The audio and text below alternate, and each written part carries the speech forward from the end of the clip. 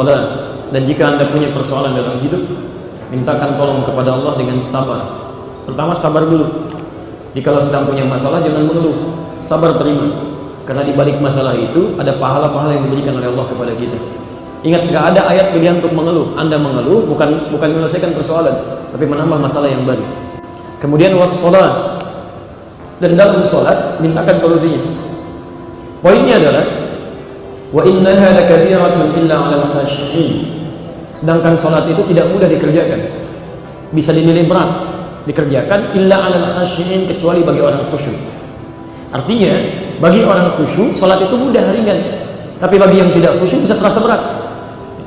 Bisa terasa berat, sampai saking beratnya disebutkan di riwayat Abu Daud nomor hadis 666, dia baru takbir saja, fayaqulu udhkur kadza udhkur kadza.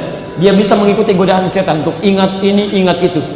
Jadi begitu Anda takbir, tiba-tiba muncul ingat ini, ingat itu, ingat ini, ingat itu, hatta la yash'urul musalli kam raka'atan yusalli.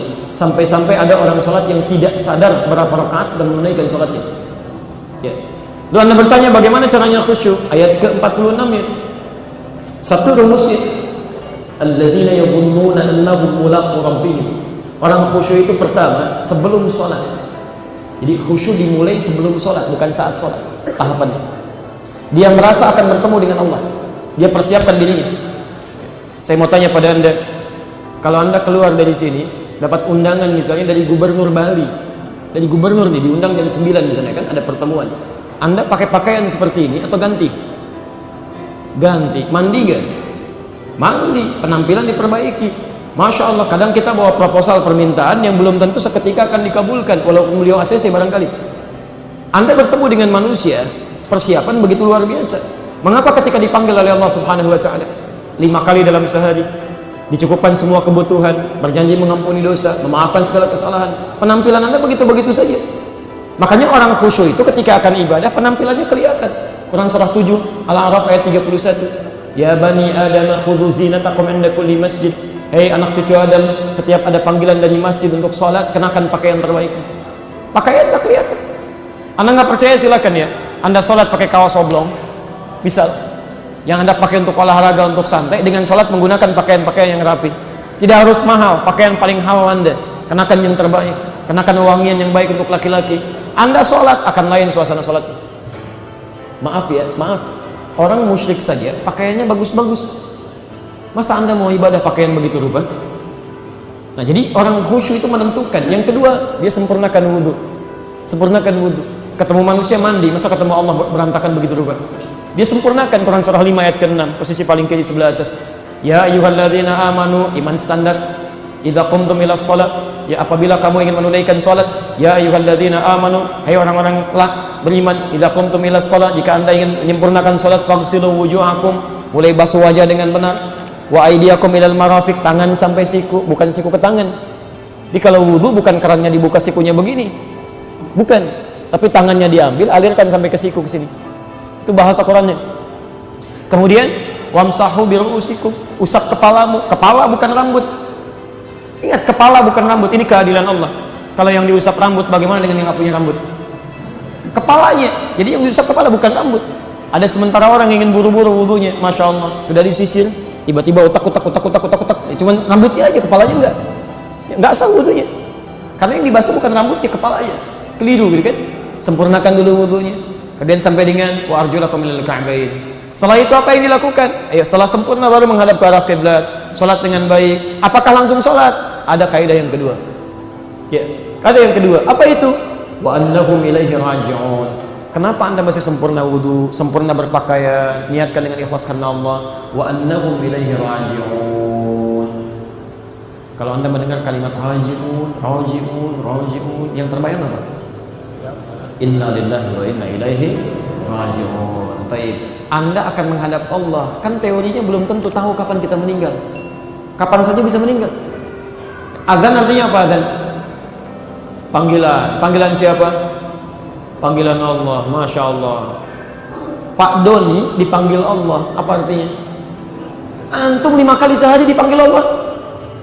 Dan boleh jadi wafat dalam keadaan itu. Dan tidak ada keadaan terindah kecuali wafat dalam keadaan sujud. Sujud khusyuk, sujud mengharap pada Allah. Masya Allah. Begitu tobat Anda sujud, tiba-tiba meninggal. Di Qatar pernah kejadian seorang perempuan mau menikah, sudah akad dia maghrib, isya mau diperkenalkan. Begitu mau keluar, isya adzan, panggilan isya muncul. Ibunya datang, kata ibunya, ta'ala bunayya, nak ayo kita keluar. Kata anaknya, ummi hanatil waqt, datang waktu sholat. Kata ibunya, kan bisa diakhirkan. Kata anaknya, izinkan saya menunaikan sholat dulu, merespon panggilan Allah dibandingkan bertemu dengan manusia.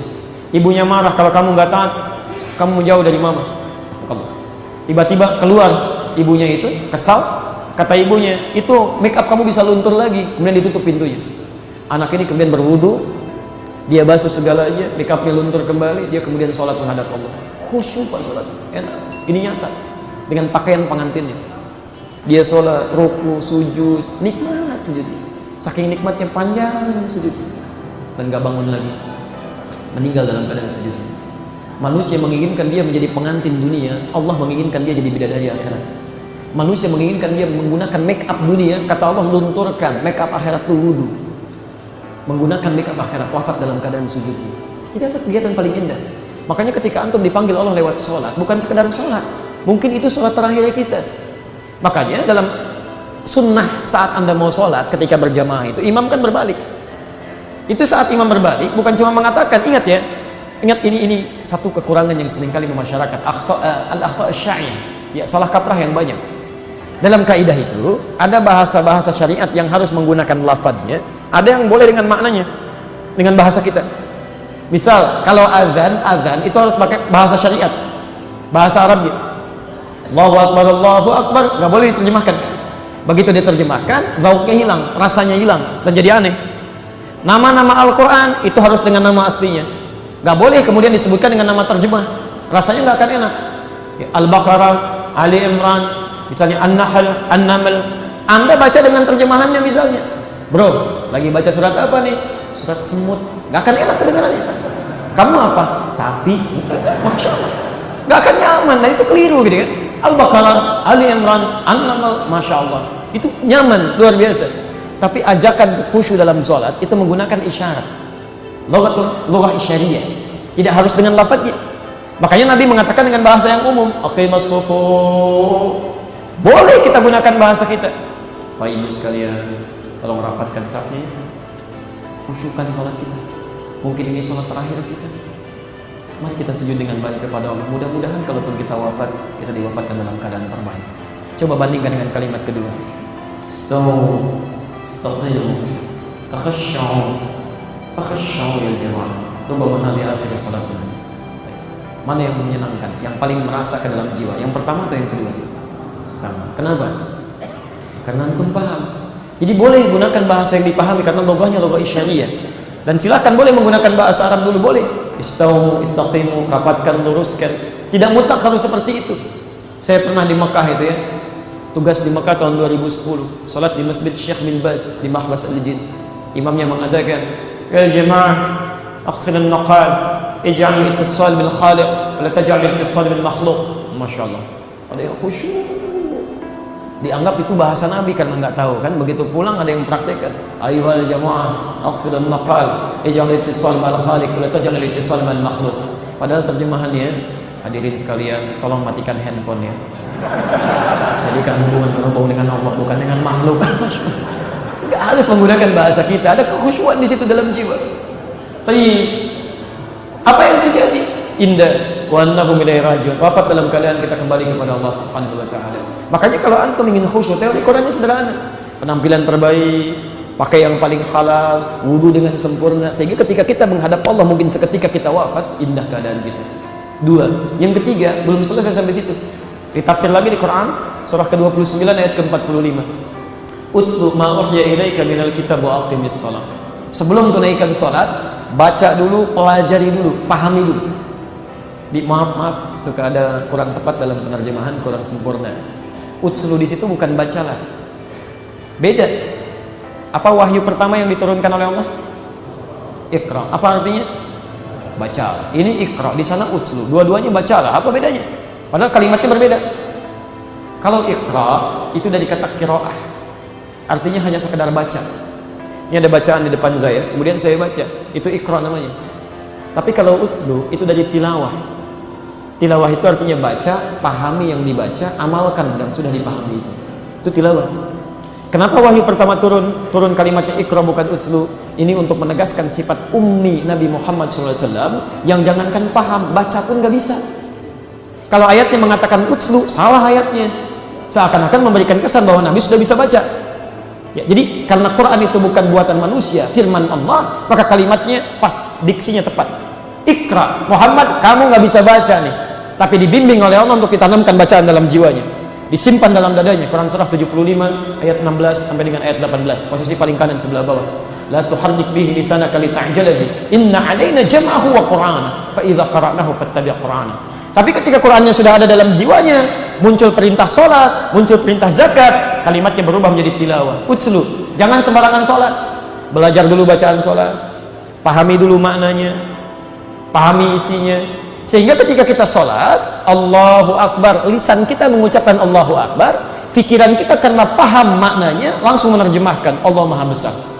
Hati kita meresapi, ya Allah, saya mengatakan Kau yang Maha Besar, sementara saya kadang-kadang merasa besar dalam kehidupan, sombong dengan teman saya, angkuh dalam kehidupan, merasa yang paling hebat dalam amalan. Allahu Akbar. Makanya Abu Bakar, sahabat Nabi, mertua Nabi, sahabat Abu Bakar. Antum kenal Abu Bakar? Kenal di mana? Itu sholat dengan nilai dan kalimat ini, begitu takbir itu semua disebutkan Allahu Akbar, gemetar tangannya Pak, gemetar, dan menangis beliau baru takbir karena paham isinya.